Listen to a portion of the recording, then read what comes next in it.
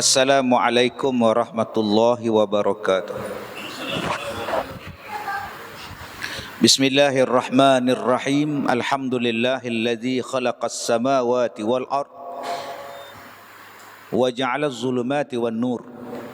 Ashhadu an la ilaha illallah wahdahu la syarikalah wa ashhadu anna Muhammadan abduhu wa rasuluh.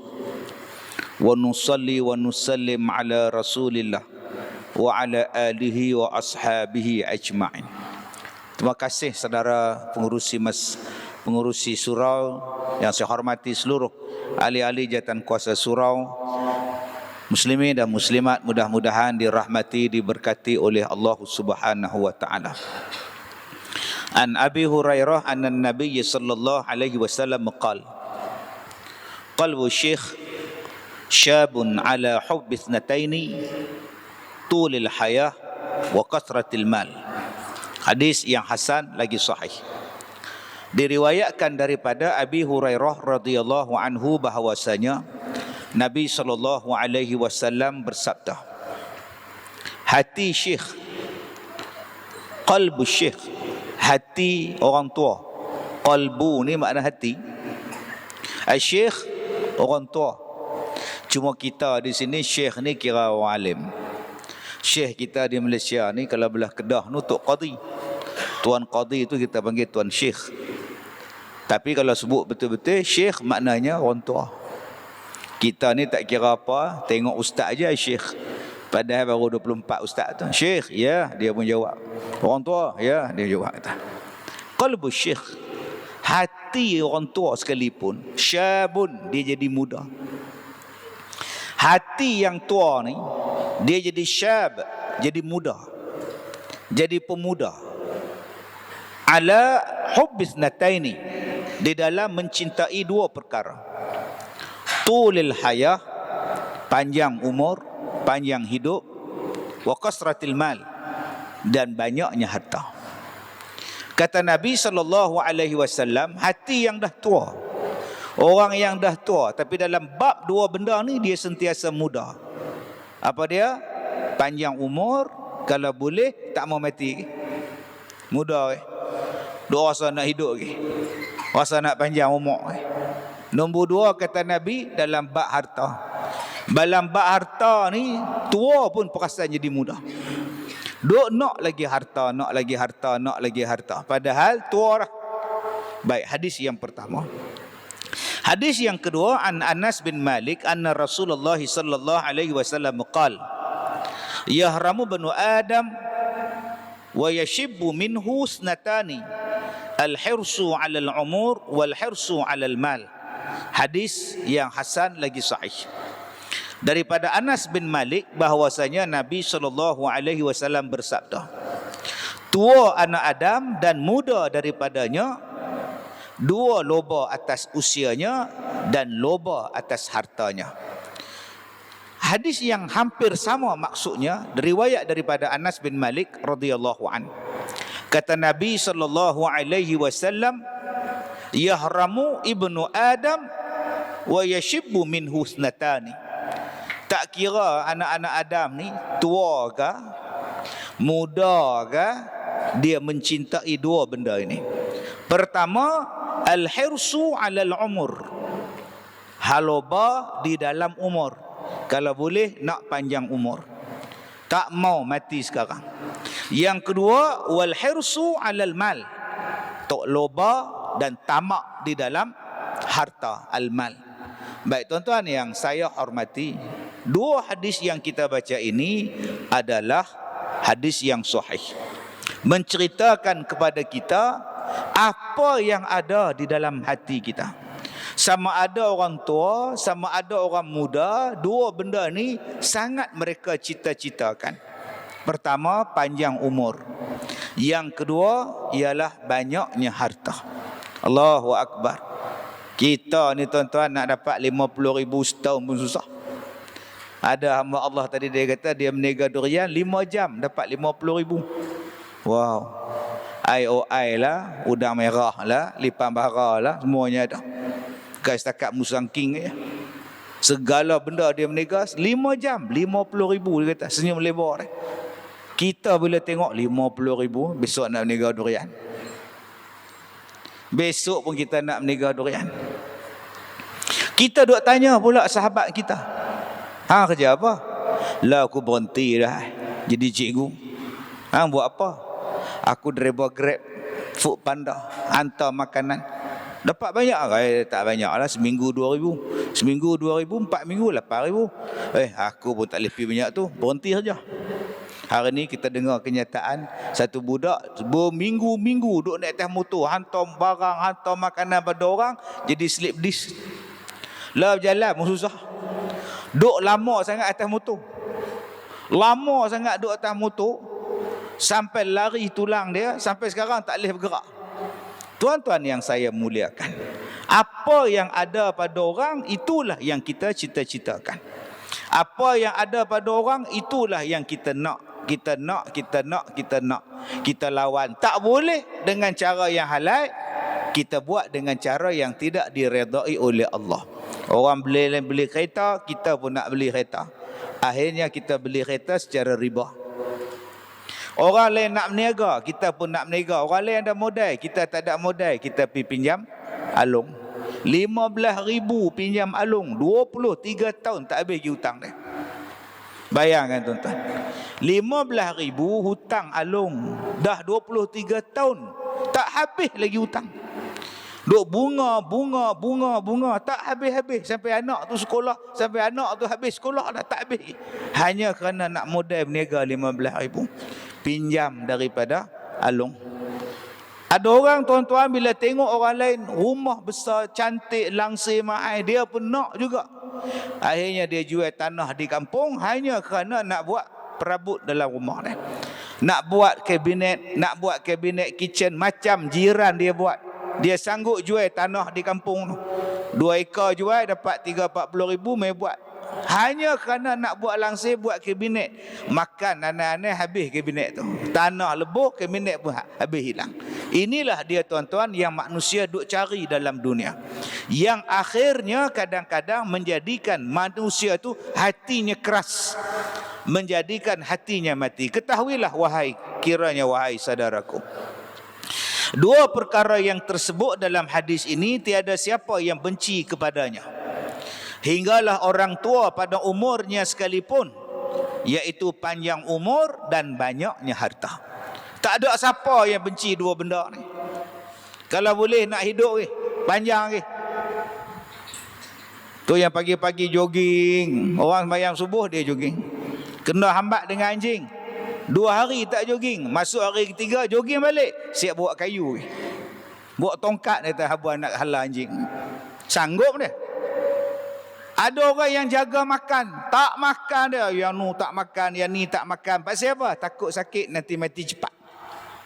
Ada yang nak panjang umur ni tuan-tuan, dia sanggup menghabiskan sebulan berapa juta. Dia upah para doktor untuk jaga mantau jantung dia, mantau buah pinggang dia, pantau darah dia. Ni orang putih, dia billionaire tuan-tuan, dia tak mau mati. Dia upah doktor pula supaya jaga dia, jaga jantung, jaga darah, buat supaya dia sentiasa muda, awet, muda, kulit sentiasa tegang, walaupun umur dah tua tapi dia nak jadi orang muda. Sebab Nabi sebut dalam hadis ni, orang suka kepada panjang umur. Dan kata dia yang kedua, orang suka kepada banyaknya harta.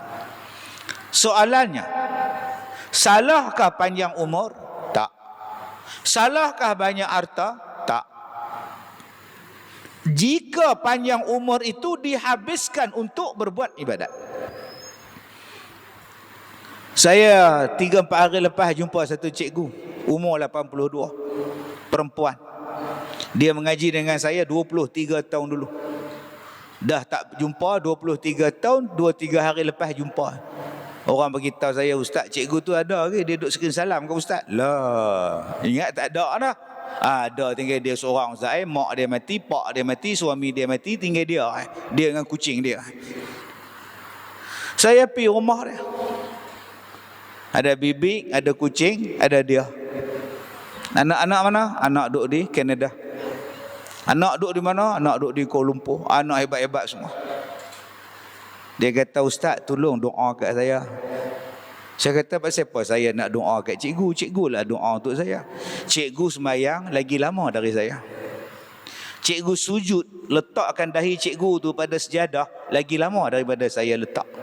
Cikgu puasa, lagi lama daripada saya puasa. Cikgu baca Quran, lagi lama daripada saya baca Quran. Untung cikgu. Dia pun tunduk, Alhamdulillah, Ustaz doalah saya bagi sihat. Mata saya terang, saya nak sembahyang, saya nak baca Quran.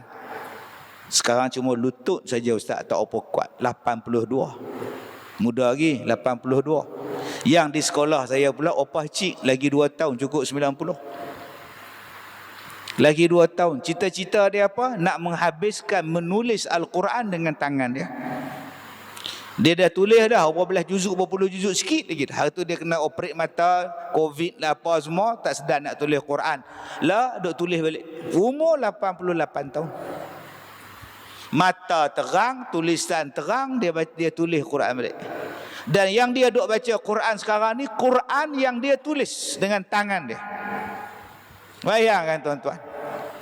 Tua lah. Tapi mata Allah Ta'ala bagi terang. Bongkok 3. Kita ingat dia tunduk, upah bongkok. Siapa upah ni duk menunduk? Ya tak, memang dia bongkok.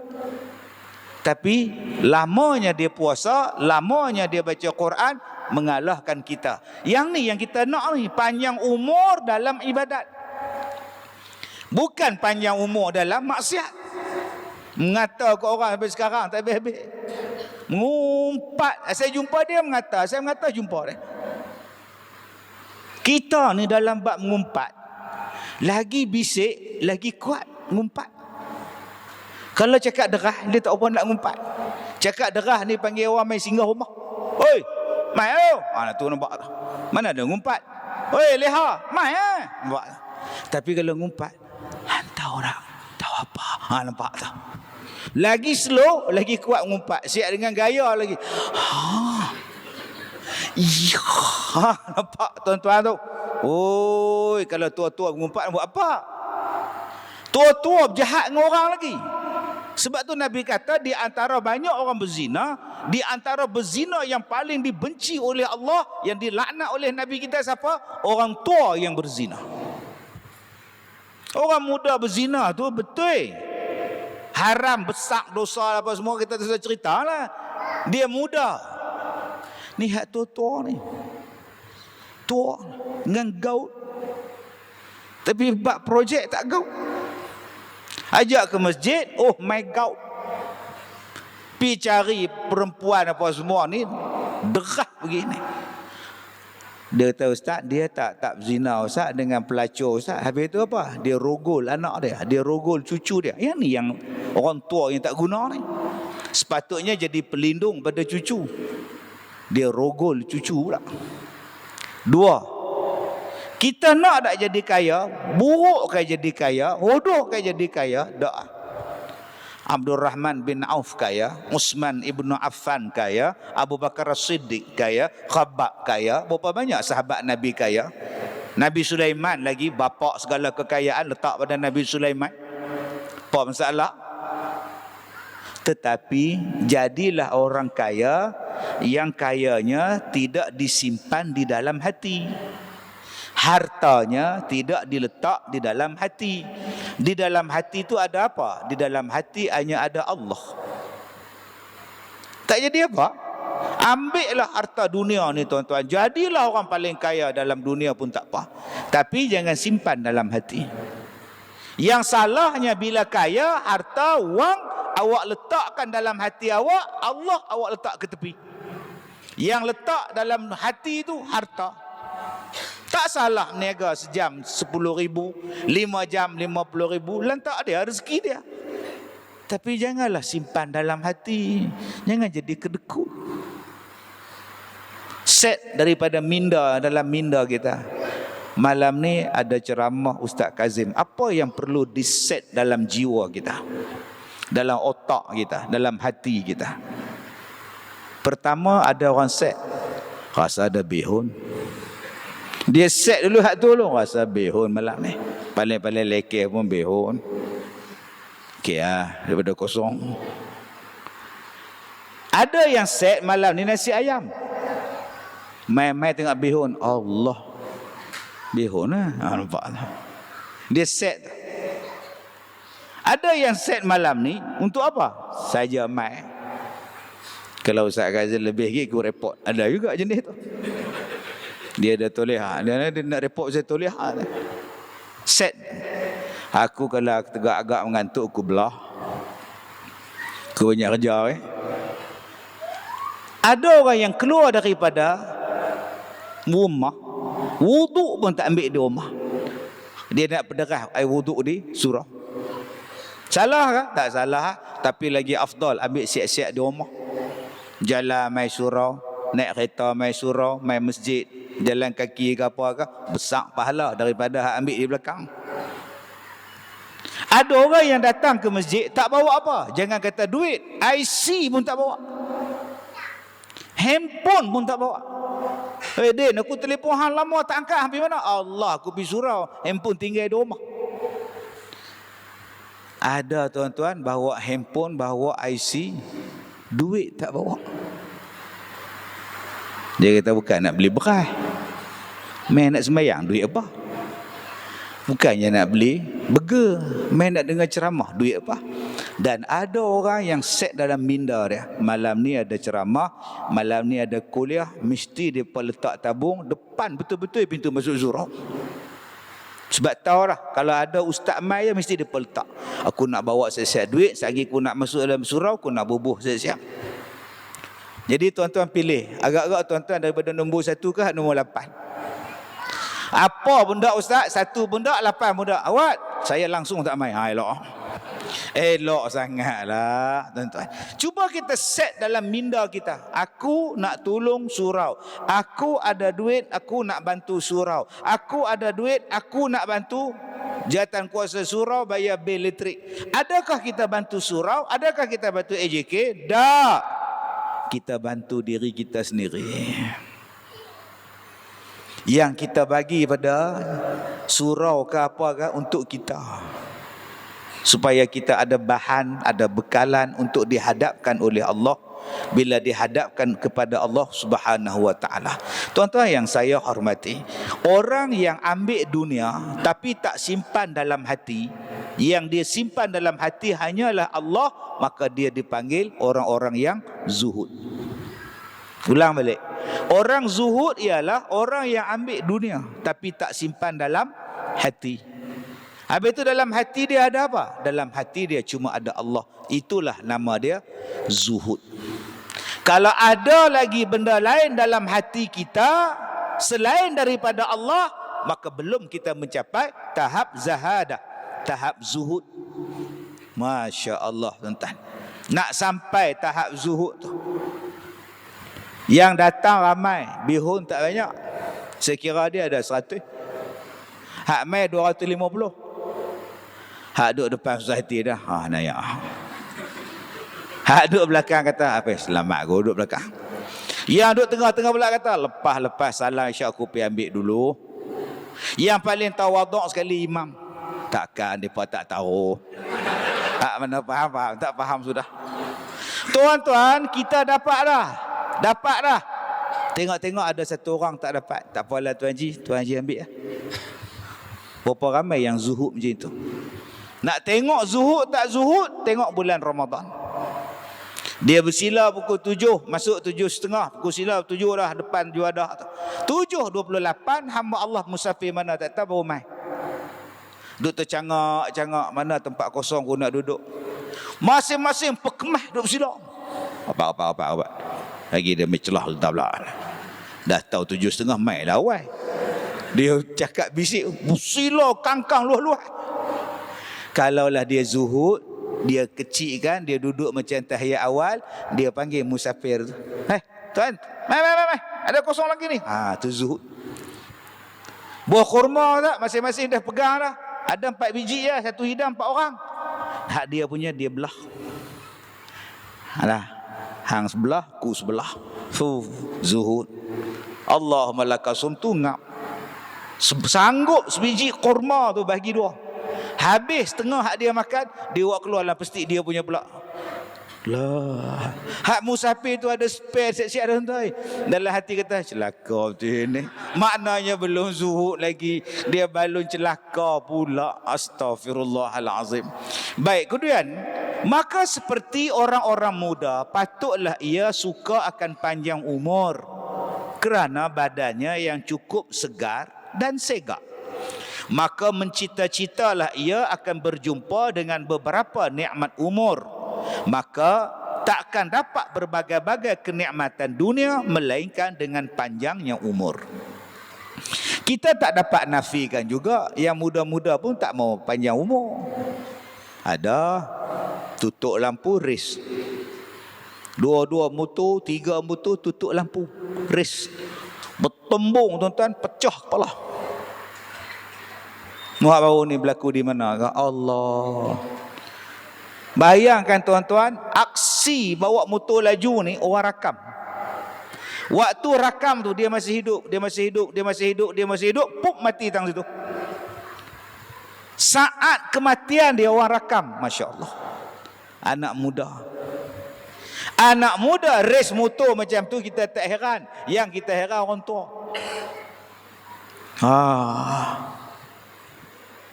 Ada dulu-dulu tuan-tuan, yang hak race motor ni upah dia bos siang. Menang dapat bos siang. Dulu ni KL menjerit, merempit dulu, nampak cerita filem tu. Yang Tok Bilai tu, Tok Siak tu keluar pada masjid, lambat sekali dia tutup pintu. Elok dia keluar jalan tu, dia pun race. Kalau dia berhenti, memang dia kena. Dia pun berace sekali nak supaya orang tak hambat dia, supaya orang tak langgar dia. Race dia pun menang kat dia, dapat bosnya seorang. Malam tu tak balik, subuh tak abang besok ni. Bukan Tok Siak sini di Afrika ni. La ilaha illallah. Orang muda ada, jangan kata orang muda nak panjang umur. Depa pun berani mati tuan-tuan. Hari ni berani mati ni. Kita ni Allah. Saya pergi Singapura hari tu, naik nama apa tu, roller coaster apa nama tu. Oh, tak mau naik dah. Tobatlah. Tuan-tuan. Dia naik tegak, lepas tu dia berhenti nak turun. Kita nak keluar tak boleh. Dia berhenti dalam setengah minit, tu dia lepas. Nak turun. Suruh apa, dia tak berhenti lah, pandai-pandai hang lah. Selagi tak habis, hak muntah, hak terbang muntah, semuanya dah. Cuba orang tua naik tu, dia tak mau naik. Cabut gigi palsu dia. Tak mau naik tuan-tuan. Kita hak muda ni berani. Tuan-tuan yang saya hormati, maka yang muda ke, yang tua ke, dia nak panjang umur. Sebab banyak benda nikmat dunia yang dia belum jumpa. Dia tak pergi lagi melancong ke Bali. Dia kata di Bali seronok. Ni abang-abang ni duduk je Penang, Batu Ferenggi pun tak pergi. Saya dah tua bangka ni, baru sekali naik Bukit Bendera. Tak pernah naik. Hari itu ceramah di Penang malam, siang ceramah di dekat dengan tempat yang baru, resort baru tu, kat Kepala Batas nama apa tu, resort canggih tu. Malam ceramah di Penang, tak tahu nak pergi mana. Jom pergi naik Bukit Bendera. Naik kereta api, tak pernah naik tahu. Perak tu. Duk tegak. Lepas tegak pula dah, ramai pula masuk dalam coach ni. Ingatkan duduk semua berdiri 13 orang. Hak berdiri tu pula pelancong asing, Cina, orang putih semua. Semua pakai seluar pendek depan kita. Tak tengok barang baik. Duk dongak lagu tu. Wah, kacau tuan. Balik tahu kita belajar daripada pengalaman. Balik aku tak mau dah duduk tengah-tengah. Duduk coach kat bawah sekali. Betul-betul duduk depan cermin, tak ada siapa tengok tuan. Saya tengok depan je. Senang cerita. Banyak nikmat dunia ni yang menggembara belum habis. Tuan-tuan ni duduk je Pulau Pinang, tak pernah naik cruise lagi. Tak pernah naik cruise di Penang Port lagi. Tak pernah naik Bukan kata naik cruise, naik itik haduk kayuh tu pun tak pernah naik. Pi Taman Tasik duduk kayuh, duduk teringin, nak naik sampai lah tu nak naik. Naik cruise tak mau naik, tak biasalah. Ialah itik dekat Taman Tasik tu. Pela pun tak nak naik. Yang boleh mencapainya dua, panjang umur dan ada duit. Kalau tak ada duit, tak pergi kita. Umrah pun tak pergi kalau tak ada duit. Bali pun tak boleh. Jangan kata Bali, Baling pun tak pergi kalau tak ada duit. Maka nak mencapai kenikmatan dunia ni, panjang umur dan ada duit. Maka dunia ni makin lama pula hidup, makin seronok. Makin seronok. Sebab panggung wayang di tapak tangan. Televisyen sekarang di tapak tangan. Dulu nak tengok wayang beratur di RI Pangkah. Sekarang atas katil boleh tengok. Dalam jamban boleh tengok. Dulu kalau naik kereta, anak mula-mula naik bising. Riuh rendah. Bila anak-anak diam? Bila tidur. 5 anak di belakang ni tidur, isteri pun tidur. Diam. Sekarang masuk diam terus. Semua main handphone. Dengan isteri main handphone, tak bercakap dah. Tengok-tengok suami driver pun main handphone. Diam mereka sudah entah. Masuk bawah lori semua dah. Dulu nak dapat makanan susah. Sekarang tak susah. Hang telefon saja, sekejap dia main. Dia main hantar pada kita. Dulu tuan-tuan panas. Tak seronok duduk dalam rumah. Sekarang aircon. Dulu masak nasi sampai hitam muka, guna kayu api. Lah sekarang guna high pressure. Masak nasi sat saja.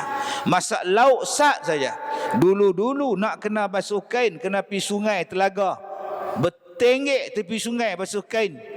Dia lupa sungai tu ada buaya. Tinggal kain je, dia hilang. Sekarang tuan-tuan basuh kain depan 2 pagi basuh kain, siap kering dah. Saya duduk tengok tu, kedai Dobi tu. Orang tak ada mesin duduk pasal kipas duduk pusing. Hantu ke apa dah basuh kain ni? Siap dengan kering boleh iron situ sekali. Allah, tuan-tuan. Basuh pinggan tak payah lap. Sekarang basuh pinggan dah ada pengering dia sendiri. Canggihnya tuan-tuan. Kereta Kak Leha tak boleh reverse. Tak payah Kak Leha. Sekarang kereta boleh reverse. Dia tolong reverse parking untuk kita. Agak-agak tak erti. Masuk tak boleh. Keluar balik. Masuk tak boleh. Tekan je Kak oi. Dia automatik masuk. Kak duduk saja. Canggihnya sekarang. Tak payah lagi tanya orang ni, nak tanya ni pun tebal Taman Seri Bayu tang mana tu. Tak payah tanya Kak Kak tekan je. Dia bawa lah kita. Tak tahu perempuan tu tahu tang mana.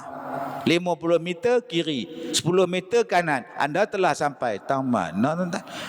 Orang perempuan habaq kat kita. Allah, canggihnya dunia sekarang. Canggih sungguh.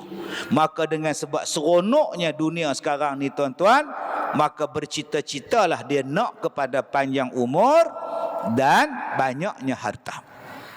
Hingga tua pun tiada terlepas hatinya daripada yang demikian, kerana sayangkan akan nikmat yang dirasanya.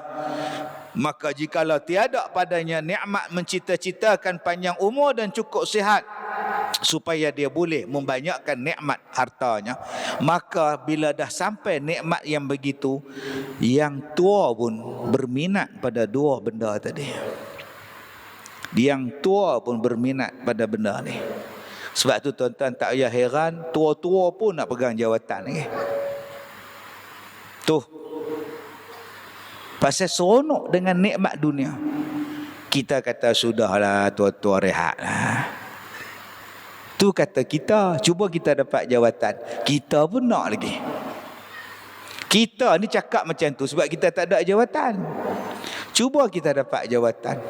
Ada orang iring kita, kapet pula duk hidang kat kita, payung pula duk payung pada kita, driver ada, bodyguard ada, segala allowance ada. Kita pun nak. Pasal tak dapat pada kita. Kita katalah nak apa lagi tua-tua. Pasal tak dapat ke hang? Cuba hang dapat. Saya kuat lagi. Saya masih kuat, saya apa semua, saya boleh ingat apa semua. Oh sudah tuan. Kita duk kata dekat orang menikah, apa tua-tua menikah? Pasal orang tak ada ke hang. Cuba orang nak ke hang. Misai jadi hitam, janggut jadi hitam. Sudah Pak Long ni. Baju masuk dalam. Baju Melayu masuk dalam kau oi. Pakai seluar selek. Siapa Pak Ji pelik ke ni? Rupanya bercinta. Dulu dia tengok kawan dia menikah, hang ni apa tua-tua menikah, nyemuk katil ni. Sekarang belah tengah rambut. Duduk depan rumah janda, nak ajak pergi makan capati dengan Tok Syed. Sebab tu kita jangan kata ke orang. Betul tuan-tuan. Saya ada anak murid umur 80 lebih. Dua-dua lutut ni tak larat dah. Jalan tak larat, duduk atas kerusi sembahyang. Slow. Tapi orang dia segak, putih, orang bergaya. 80 lebih. Jalan saat-saat rebah, saat-saat rebah. Saat-saat masuk hospital. Satu makji ni, dia kesian. Dia kata, Ustaz, saya kesian kat Pak Ji tu. Saya ni boleh tak kalau saya nak kahwin dengan dia? Tujuan saya nak jaga dia.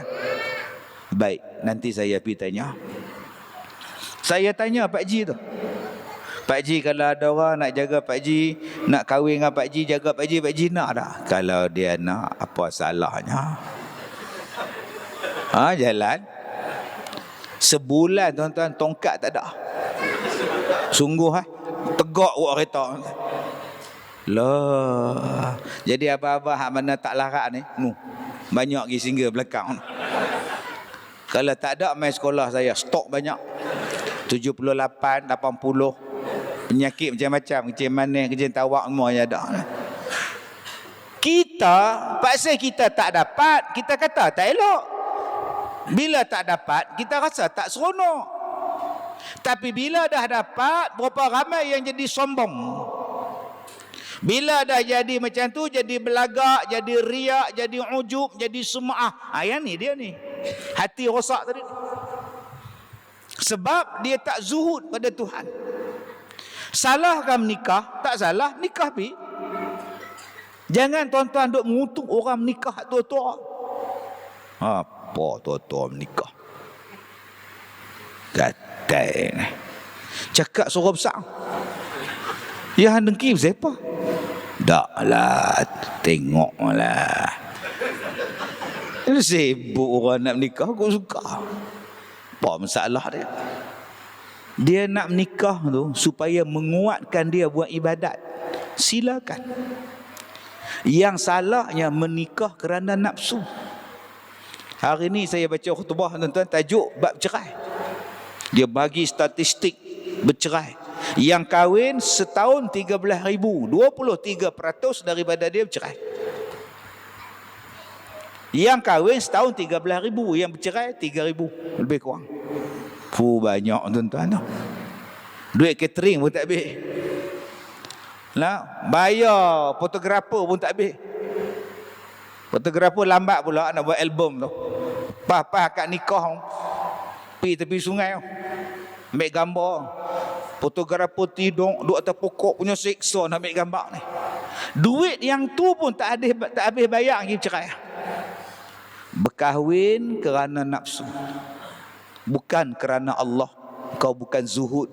Kau tengok tuan-tuan, berapa banyak yang perkahwinan tu jadi tak seronok. Kalaulah hati kau hidup perkahwinan ini untuk dapat pahala, seronok perkahwinan tu. Abang sakit kepala, mai abang picit. Sini kah? Sakit sangat bang.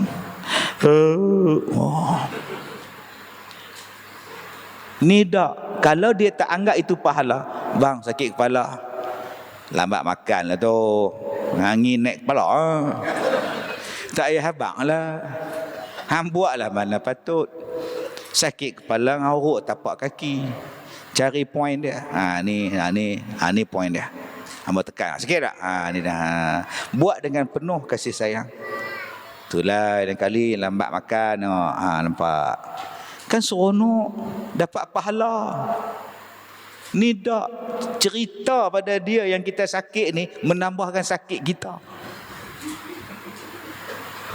Abang ni sepa batuk tak berhenti ni. Tak berhenti apa? Ayak kurang minum.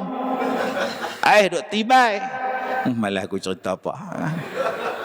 Dia tak anggap rumah tangga tu syurga. Nak dapat syurga. Abang oi, doktor kata cek mengandung pula. Allah. Duk pesan dah tu, beringat. Nampak tak? Yang isteri ni habaq punya seronok. Abang, tadi cek doktor. Oh, terror. Cek doktor. Selalu doktor cek orang. Cek doktor. Doktor kata cek. Ada pula, berisi pula. 2 minggu dah. Duk kata dah tu, ya Allah, beringat. Kita ni gaji tak naik, anak meningkat ni. Hantar tak subsidi telur tak ada dah, hantar tak? Apa kena subsidi telur dengan budak baru beranak siapa? Hantar tak subsidi ayam tak ada dah bermula 1 Julai, hantar tak? Bukankah setiap anak tu ada rezeki? Abang takut apa? Tapi bila abang tu hati mati, abang anggap anak ni pemakan rezeki. Tak anggap anak ni penambah rezeki. Nangis isteri. Dia kata dah, beringat. Marah. Terajang pintu meja habis. Kalau cek tak ada siapa kacau, cek pun tak berandung lah. Sudah entah. Siapa dia kacau? Dia kacau kita. Dia mengandung, marah kita. Oh, marah. Malu ke rumah flat. Orang bawah dongak, orang atas tengok bawah, pahal depa bawah. Mengandung bersepa, berteriak bersepa. Cuba hati tu hidup. Alhamdulillah, Allah bagi rezeki pada aku. Hidup hati dia. Bila mati hati dia, dia anggap Allah tu tak ada kuasa. Allah tak ada power. Yang ni menyusahkan, yang ni menyusahkan. Macam mana boleh macam tu? Entah. Bila datangnya hati mati, sakit bagi dia, menyusahkan. Tapi kalau hati itu hidup, bila sakit, Allah nak hapus dosa. Hati dia hidup. Bila kita tengok orang sakit, kita seronok. Bukan seronok pada muka. Lah kata ke orang pada muka. Bukan. Seronok tu pasal apa? Allah ampun dosa. Allah naik darjah. Sabar nak. Kita seronok tengok dia. Sebab tu bila kita ziarah orang sakit, perkataan kena jaga. Makan macam mana? Makan kemarin tak lalu, hari ni lalu. Seminggu ke tak boleh makan, hari ni baru boleh gagah. Dia macam arwah Haji Mat dulu. Macam ni lah. Seminggu man tak lalu Din. Hari tu lalu, besok tak ada. Macam tu sudah. Tak kau orang tua tu duk terkebir-kebir hampa ni mari bagi menyusah aku. Jangan duk cerita orang yang dah mati pada orang yang sedang sakit. Jangan duk sebut ingatlah arwah tu. Ingat ada arwah tu. Macam ni jahatnya orang ni tuan. Kalau ada orang macam ni tuan ambil telinga dia pulas pituk ke dah. Saya dah kata dah dulu, 3 orang ni jangan mai serentak. Kalau mai pun serentak tak apa, tapi jangan pakai uniform. Apa dia? Tukang gali kubur. Siap buat cangkui, pitak pada pintu. Kaki seluar lipat sampai ke lutut. Pak Haji dari mana? Saya dari kubur. Gali siap-siap liang lahat, kok senang. Orang sakit tu nganga. Jangan. Yang tukang mandi mayat pula siap buat beg. Ustaz dari mana Ustaz? Dari kedai mamak tu cari kain kapal semua, apa-apa senang dah standby semua lah. Padahal kawan tu duk hidup ke mati terus entah dia. Jangan duk lama-lama di rumah orang sakit. Jangan tanya banyak pada orang sakit. Hang tak nampak ke macam mana lembu tu? Hang tak nampak ke? Kalau aku nampak aku tak langgak. Aku tak nampak sungguh. Tak lembunya besar tak nampak pelik. Orang ni pun tak faham tak ni. Kadang-kadang dia tak tanya hak sakit tu, dia tanya lembu. Lembu tu macam nak mati ke apa? Dia tanya lembu pula dah. Yang kawan tu ambulans dia ambil mana, dia nak tahu lembu tu jadi apa. Tuan-tuan, orang yang hati dia hidup, bila dia dapat sakit, dia syukur. Alhamdulillah. Sebab orang yang sakit lah paling banyak menyebut nama Allah. Allah nak bagi kita ingat pada dia. Cuba tuan-tuan sakit mai semayang, nak bangun tu pun gagah dinding. Allah, nampak tu.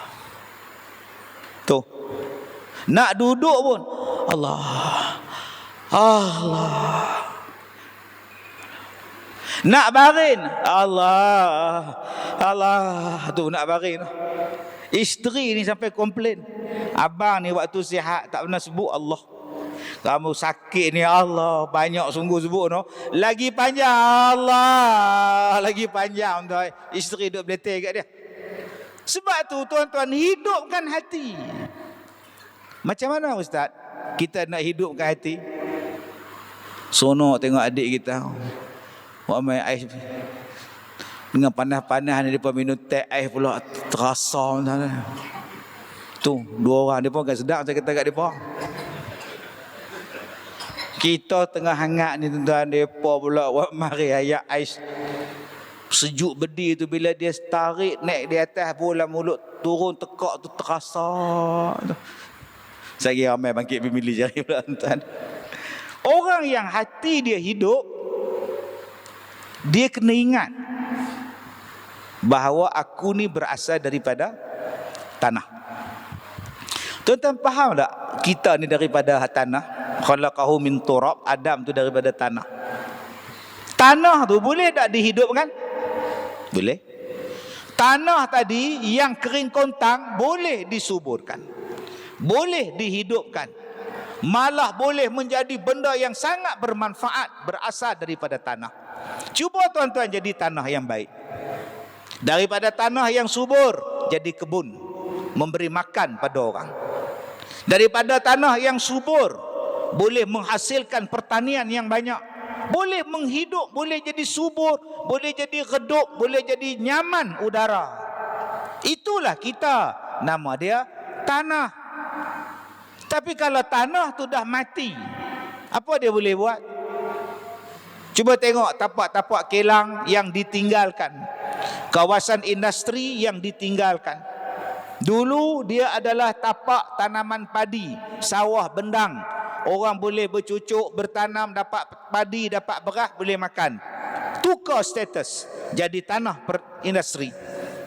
Buat bahan kimia di situ, buat macam-macam benda di situ. Tanah yang begitu cantik, bila kilang tu bankrupt, balik ke Taiwan, dia tutup. Apa jadi pada tapak-tapak kilang tu?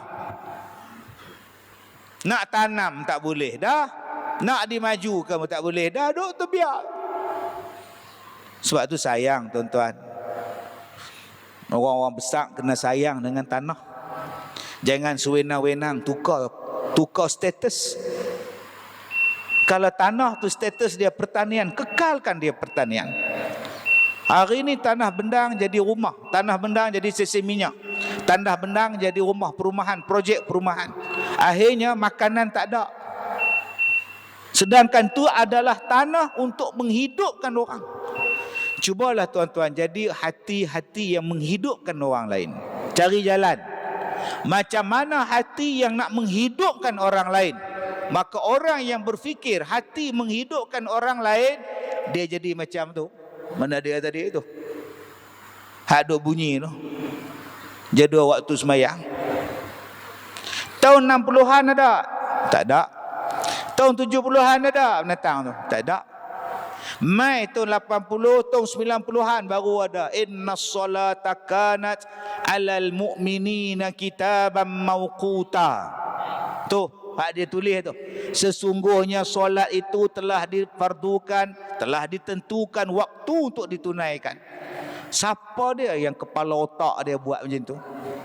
Lampu merah, tarikh. Lampu merah, jam. Lampu hijau, masuk waktu. Tulis pula subuh, syuruk, zuhur, asar. Bila masuk waktu, Dia siap bunyi lagi. Tok tet, tok tet, tok tet. Masuk dah isyak. Tu tuan-tuan, orang yang hati dia hidup dan dia menghidupkan orang lain. Dia cari jalan macam mana orang boleh tahu, macam mana orang boleh ingat dengan waktu solat. Sebab orang hanya ingat waktu solat bulan Ramadan, maghrib dan subuh. Maghrib hafal ya amat. Hari ni 7.28 waktu berbuka. Lambat seminit siap tu bilal tu. Pecah tu. Hari ni 7.28. Awak hambang lambat. Aku hang tu tahu aku tunggu kat rumah tak bambang.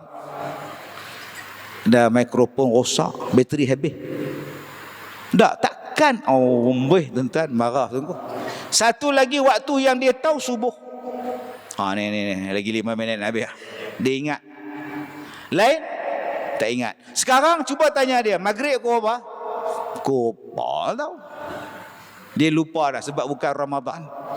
Jadi tuan-tuan, orang yang cerdik, dia beli satu binatang tu, dia bawa kat rumah. Siapa tuan-tuan yang nak menghidupkan hati dia, dia beli tu. Tak. Yang banyak dia beli jam keluar burung. Tok tek, tok tek, tok tek dia burung tu. Ada jenis tu. Yang banyak dia bubuh gambar. Gambar convocation anak-anak dia. Yang banyak tuan-tuan dia letak gambar artis dulu-dulu. Cuba satu letak di situ rumah. Kalau boleh letak betul-betul depan bilik anak bujang dia. Set pula 10 minit sebelum masuk waktu baca Quran. Supaya orang ingat. Hidup hati dia. Tuan-tuan, begitulah tugas jawatan kuasa surau. Menghidupkan ahli-ahli karya hati-hati mereka. Bila datang bulan Zulhijjah. Tadi saya dengar dalam radio tadi, tempat-tempat yang nak tengok anak bulan. Duk umum hak tu pada dulu lagi. Tempat-tempat untuk melihat anak bulan. Ingatlah. Di kampung tu, menara tu, bukit tu, gunung tu. Semua kita ingat dah. Kita ni boleh ingat orang nak umum raya tu, cara dia duduk pun kita ingat. Kalau dia duduk tegak, elok senyum je, maknanya kalau dia puasa lagi 2 hari. Kalau dia masa besok lah tuan-tuan, serius macam orang tua ni, kita boleh ingat dah. Allahu Akbar. Tapi berapa ramai yang ingat dah sampai hari raya korban. Kenapa aku tak korban? Duit tak ada. Baru kita sebut tadi. Hang zuhud nak. Ulang balik, duit tak ada. Kenapa hang tak korban tahun ini? Saya dah korban. Bila? Surau ni setahun buka. Lepas tu saya buat korban. Berapa tahun dah? Surau ni dah 15 tahun. 15 tahun lah buat korban. Ya. Lepas tu tak buat dah? Tak buat dah. Dah buat cukup lah sekali dah. Dia gelak pula tuan-tuan. Kalaulah hati kita hidup, tak sabar-sabar kita nak korban. Kalau dah penuh, tak apalah Tuan Haji, 7 bahagian dah penuh lembu, saya ambil seekor kambing. Janji saya buat korban. Pengurusi pula cakap, kambing kami tak terima. Saya renyah, korban lembu lah, kami nak lembu ya, kambing minta maaf. Tak apalah, saya buat di rumah saya sendiri. Boleh korban di rumah. Beli seekor kambing, sembelih di rumah buat korban. Bagi kat orang susah, hak lain masak.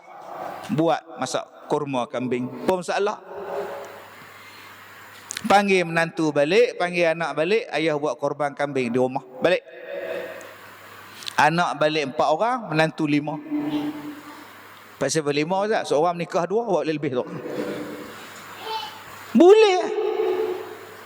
Orang yang hati dia hidup tuan-tuan, bila hari raya korban, dia tak sabar nak asah pisau. Dia tak sabar nak buat korban. Dia tak sabar nak tolong. Bagi orang yang hati dia tak ada hati, hari raya korban dia duduk rumah tengok sarkas.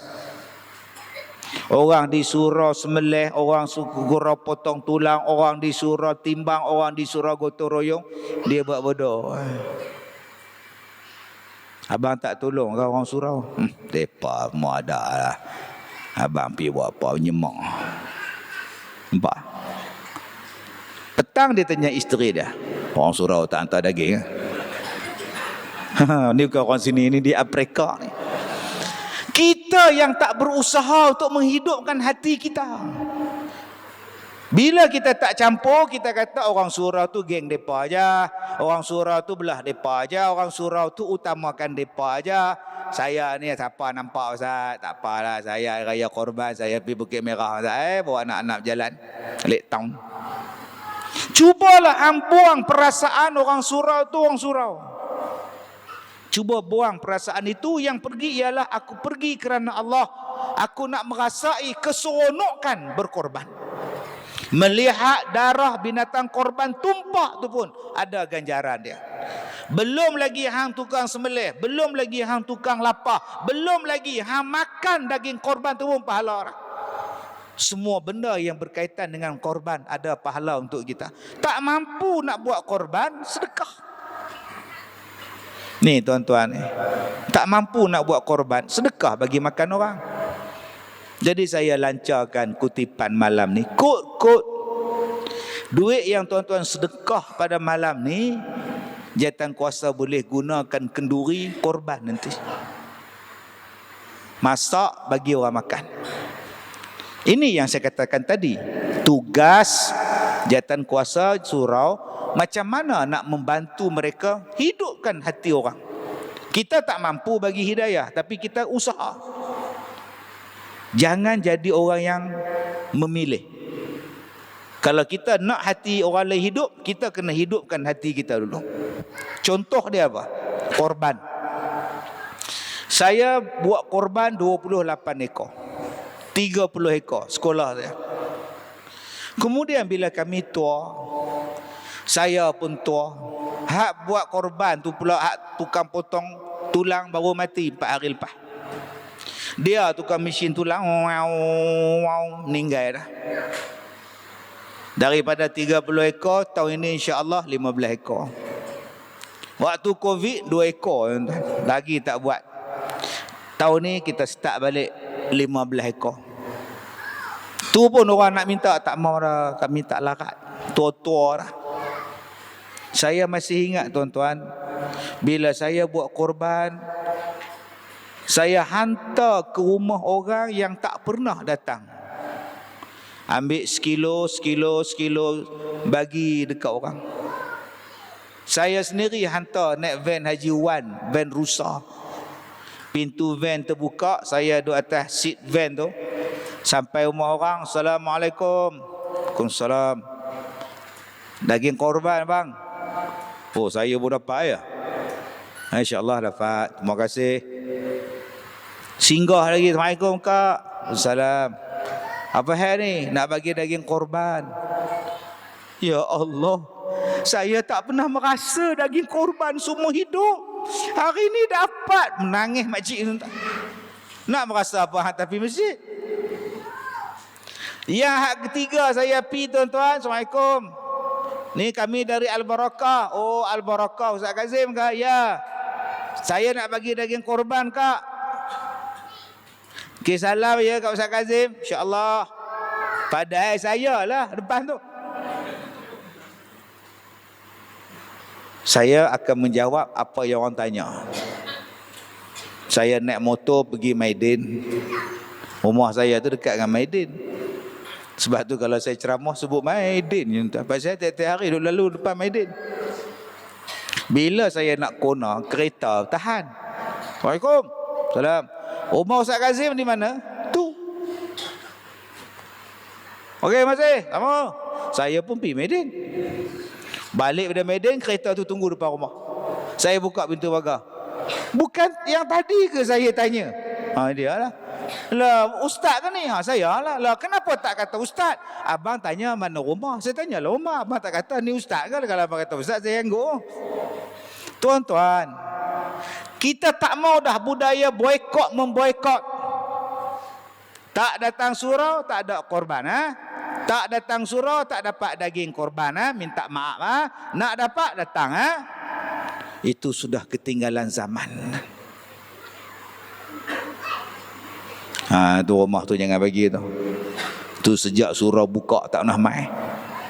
Memang tak pernah mai orang kafir, bila nak mai mana? Tu belagak tu. Dia mari waktu kenduri dia mai. Tak ada kenduri dia tak mai, jangan dia bagi. Salah tu tuan-tuan. Allah Ta'ala bagi kita duit, gunakan duit tadi buat korban. Tuan-tuan, asing elok-elok, timbang elok-elok, bagi semua. Bila tuan-tuan bagi dengan hati, insya-Allah dia boleh menghidupkan hati orang lain. Kalau tuan-tuan ni bang daripada hati, bang tu jatuh dalam hati orang lain. Kalau tuan-tuan azan, tuan-tuan jadi imam, baca elok-elok, bacaan tu jatuh dalam hati orang lain. Saya tanya satu orang bina badan. Saya forum dengan dia, ceramah dengan dia. Badan besar tuan-tuan. Tengok tapak tangan buh atas muka saya penuh. Dia siku saya tuan-tuan, jojo saya tu. Badan besar. Saya tanya dekat dia, Datuk, macam mana Datuk boleh berhenti main bina badan? Macam mana Datuk boleh stop? Dia kata dia ada rumah di kondominium tu hak atas sekali tu. Tuan-tuan pernah naik rumah tu? Kita selalu naik rumah kondominium biasa. Di atas pada kondominium tu ada lagi tu, hak di atas. Saya pergi rumah 2-3 orang. Oi, atas sekali ni. Ada lift pula untuk depa pula. Dalam tu pula ada 2-3 tingkat lagi rumah. Loh, dalam tu ada tingkat lagi. Atas sekali ni. Mahal rumah ni berapa juta ni. Tanya dekat Tan Sri berapa juta ni. Kita ni orang kampung. Tengok yang tu, loh, tak gaya ke pupuk ni. Dia kata, saya tanya dekat dia, macam mana abang boleh berubah? Dia kata dia bangkit pagi sebab dengar orang azan subuh. Bila dia duduk tidur di situ, terbangkit dia dengar orang azan. Dia kata, ya Allah, aku ni dah jauh dah. Dia menangis. Dia telefon kakak dia. Aku nak buat apa ni? Lah jadi elok tuan. Pakai jubah. Rupanya dengan azan tu, bila dilontarkan dengan niat yang bagus, hati yang bersih, insya-Allah dia boleh mencairkan hati-hati yang mati. Hanya orang yang hati mati dia tak suka dengan azan. Bising, memekak. Dia tak suka, bising lah. Kita kena hormat. Betul kena hormat. Tapi itulah yang nak menghidupkan hati orang. Nama dia syiar. Tahun 1996 sampai tahun 2001 saya menjadi imam masjid. Dikelilingi oleh masyarakat bukan Islam. Dalam taman saya ada 7-8 orang saja orang Islam. Di bahagian tepi masjid saya adalah quarters untuk polis padang tembak. Ada 3-4 blok tinggi-tinggi rumah polis. Depan masjid 8 orang 7 orang saja orang Islam, yang lain semua bukan Islam. Rumah saya dalam perkarangan masjid, quarters imam. Saya merangkap naib pengurusi masjid. Saya azan, kalau Tok Bilal tak ada, saya azan. Kunci saya pegang. Kadang-kadang saya tak azan sebab saya jadi imam. Yang tukang banknya Haji Yaakob. Okey, yang penjemaah tetap Haji Megat meninggal dah. Dengan Pak Engku pun meninggal dah. Satu hari menara azan kami tu kena sambal peti. Panggil Cina tu. Cina tu nama Mr. Kang. Mai repair. Kena sambal kilat api. Okey. Duk okey. Tak okey, tak ada titik. 3-4 hari tak datang. Tak dengar azan. Saya habis-habis sembahyang subuh, sarapan, hantar anak pergi sekolah, basuh kereta. Datang nyonya duk jogging 3-4 orang. Apa saya tak lah bunyi? Dia berhenti depan saya tu, nyonya-nyonya. Encik, apa saya tak lah bunyi? Bunyi apanya? Itu pagi-pagi tak lah bunyi. Oh, itu azamnya. Ya, itu pagi-pagi lah. Sekarang susah mau bangun tidur. Sudah senyap. Oh, itu api. Api itu bakar, kilat. Oh, itu tukang pomen belum datang. Saya sudah panggil.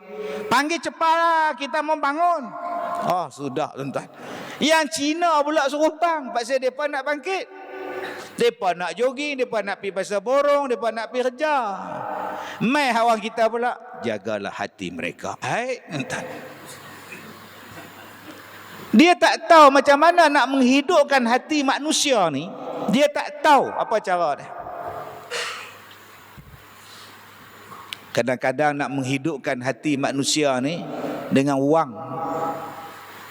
Bagi dekat dia zakat, bagi dekat dia zakat, dia menjinakkan hati dia. Sebab tu sahabat-sahabat Nabi dulu-dulu yang musuh dengan Nabi, bila masuk Islam, Nabi bagi kat depa lebih, menjinakkan hati mereka. Maka tuan-tuan, kalau ada wang, gunakan wang tadi untuk menjinakkan hati manusia.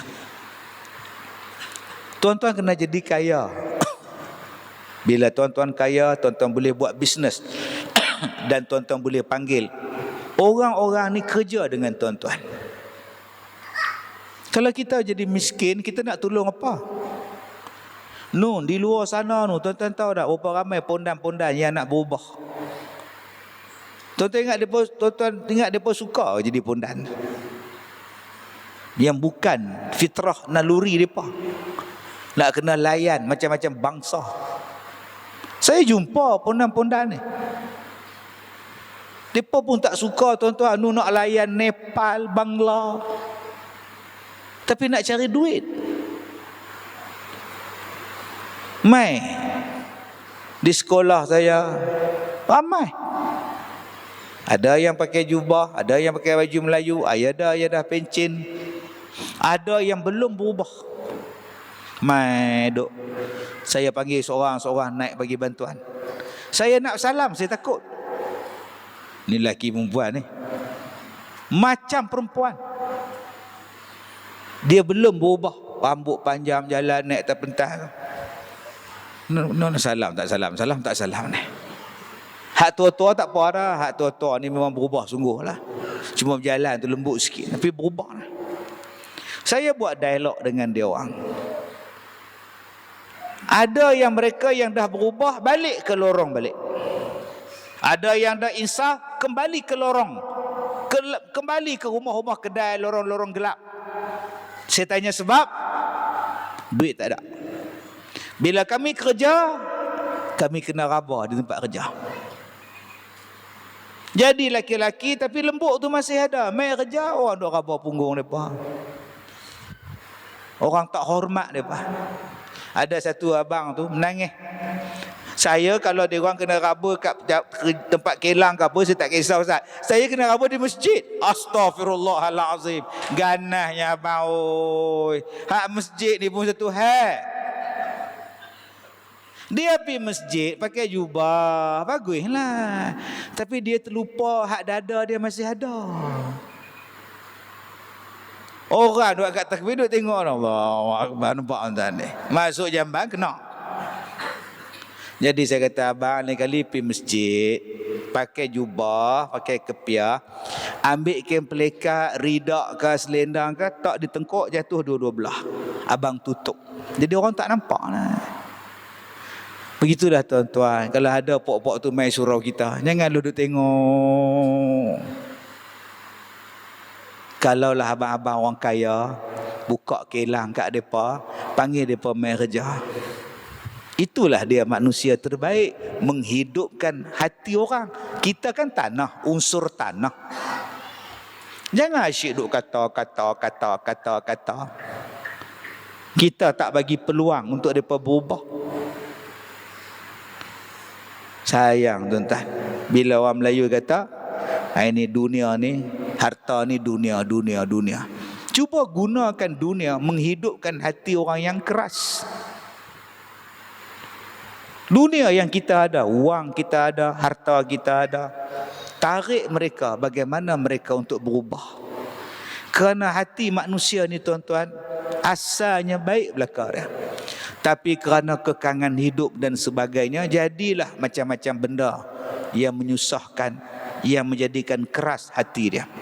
Tuan-tuan yang saya hormati, saya tutup kuliah maghrib kita malam ni dengan satu kata-kata. Tuan-tuan sama-sama fikirlah.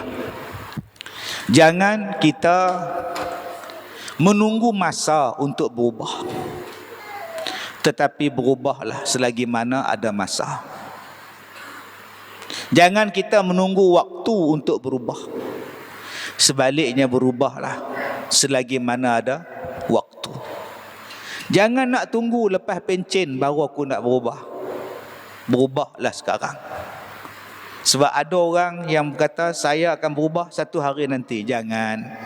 Sekaranglah berubah. Jangan tunggu-tunggu.